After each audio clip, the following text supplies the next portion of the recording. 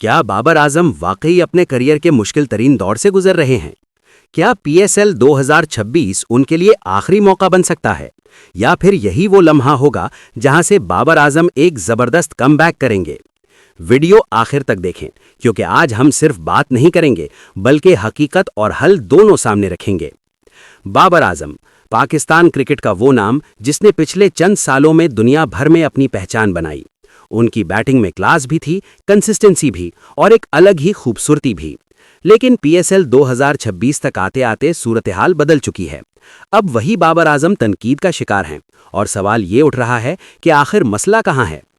तो बाबर के रन्स तो आ रहे हैं, लेकिन वो मैच विनिंग इनिंग्स नजर नहीं आ रही जो एक टॉप प्लेयर से तवक्को होती है। उनका स्ट्राइक रेट भी जेरे बहस है और कई मैचेस में ऐसा लगा कि वो टीम को वो रफ्तार नहीं दे सके जो जरूरी थी। आज के टी20 क्रिकेट में सिर्फ टिक कर खेलना काफी नहीं, बल्कि तेज और स्मार्ट क्रिकेट खेलना जरूरी होता है। अब सवाल यह है कि आखिर बाबर आजम की फॉर्म क्यों मुतासिर हो रही है? एतमाद में कमी। जब एक खिलाड़ी मुसलसल तनकीद सुनता है तो उसका एतमाद आहिस्ता आहिस्ता कम होने लगता है। बाबर के साथ भी कुछ ऐसा ही होता नजर आ रहा है। पहले बाबर आजादाना शॉट्स खेलते थे, लेकिन अब वो ज्यादा महफूज खेलने की कोशिश करते हैं, जिससे उनका नेचुरल फ्लो खत्म हो जाता है। आजकल हर किसी की नज़र स्ट्राइक रेट पर होती है। ये दबाव भी बाबर की बैटिंग को मुतासिर कर रहा है। कुछ नाक़िदीन का कहना है कि बाबर को अपनी तवज्जो मुकम्मल तौर पर क्रिकेट पर रखनी चाहिए। इश्तिहारात, ब्रांडिंग और दीगर मसरूफियात कम करनी चाहिए।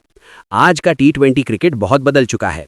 यहाँ सिर्फ टेक्निक नहीं, बल्कि पावर, इंटेंट और तेजी भी ज़रूरी है। दुनिया के बड़े खिलाड़ी जैसे विराट कोहली और जॉस बटलर ने भी अपने खेल में वक्त के साथ तब्दीलियां की हैं। इसीलिए बाबर को भी अपने गेम को अपडेट करना होगा। अगर बाबर आजम को दोबारा अपनी पुरानी फॉर्म हासिल करनी है तो उन्हें ये अहम इक़दामात करने होंगे। मुकम्मल फोकस सिर्फ बैटिंग पर। बाबर को अपनी तरजीहात सेट करनी होंगी। जितना ज़्यादा फोकस बैटिंग पर होगा, उतना ही जल्द वो फॉर्म में आएंगे। पावर प्ले में अटैक करना।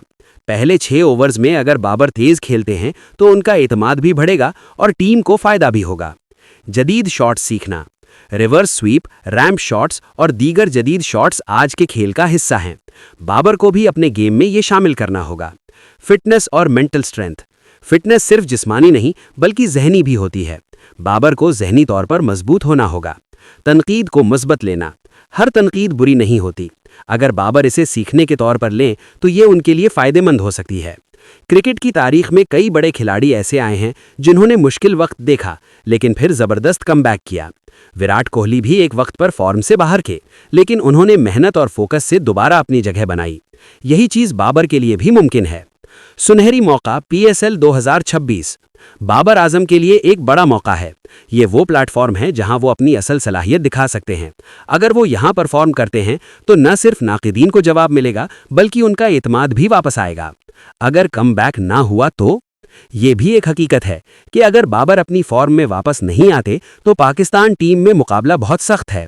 नए खिलाड़ी आ रहे हैं और टीम हमेशा बेहतरीन परफॉर्मर को तरजीह देती है। इसलिए बाबर के लिए अब वक्त बहुत अहम है।